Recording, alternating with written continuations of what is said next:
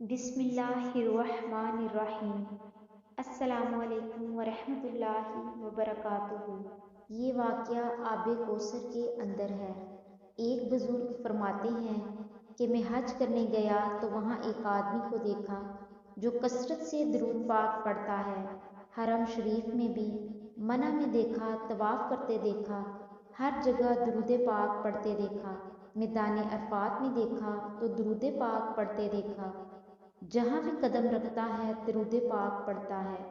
آخر میں نے سوال کیا کہ اے اللہ کے بندے، یہاں ہر مقام کی علیحدہ علیحدہ عبادت ہے، علیحدہ علیحدہ نوافل ہیں، مگر تو ہر جگہ درود پاک پڑھ رہا ہے، نوافل کی جگہ بھی درود پاک پڑھ رہا ہے، آخر یہ کیوں؟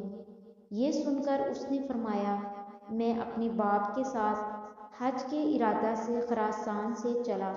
جب ہم کوفہ پہنچے تو میرا باپ بیمار ہو گیا، پھر بیماری دن بہ دن بڑھتی گئی، حتیٰ کہ میرا باپ فوت ہو گیا۔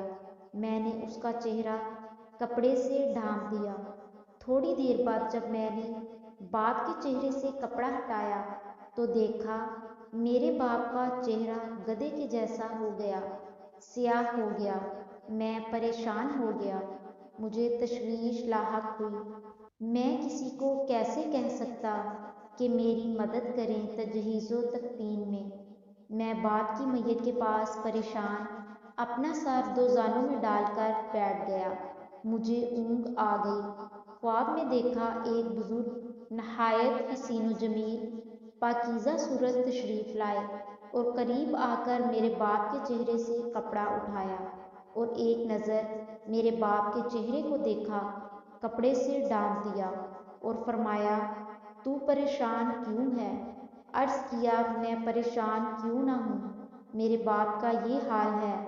فرمایا، تجھے بشارت ہو، اللہ تعالیٰ نے تمہارے باپ پر اپنا فضل و کرم کر دیا ہے۔ کپڑا ہٹا کر دیکھا تو میرے باپ کا چہرہ بالکل ٹھیک ہو گیا۔ میرے باپ کا چہرہ 14ویں کے چاند کی طرح چمک رہا ہے۔ بزرگ جانے لگے۔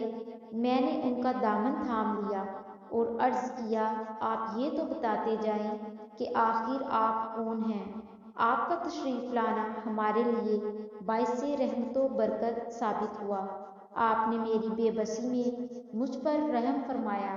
یہ سن کر فرمایا، میں ہی شفیع مجرمہ ہوں، میں ہی گناہ گاروں کا سہارا ہوں، میرا نام محمد مصطفیٰ ہے۔ یہ سن کر میرا دل باغ باغ ہو گیا۔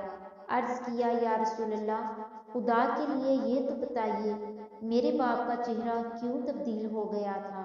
فرمایا، تیرا باپ سود خور تھا۔ قدرت کا قانون ہے کہ سود خور کا چہرہ یا دنیا میں تبدیل ہوگا یا آخرت میں۔ تیرے باپ کا چہرہ دنیا میں ہی تبدیل ہو گیا، لیکن تیرے باپ کی عادت تھی کہ وہ رات بستر پر لیٹنے سے پہلے 100 بار یا 300 بار یا کثرت سے مجھ پر درود پاک پڑھتا تھا۔ اور جب اس پر یہ مصیبت آئی تو اس نے مجھ سے فریاد کی تو میں ہر اس شخص کا فریاد رس ہوں جو مجھ پر کثرت سے درود پاک پڑھتا ہے۔ اللہ تعالیٰ ہمیں بھی کثرت سے نبی پاک صلی اللہ علیہ وسلم پر درود پاک پڑھنے کی توفیق عطا فرمائے۔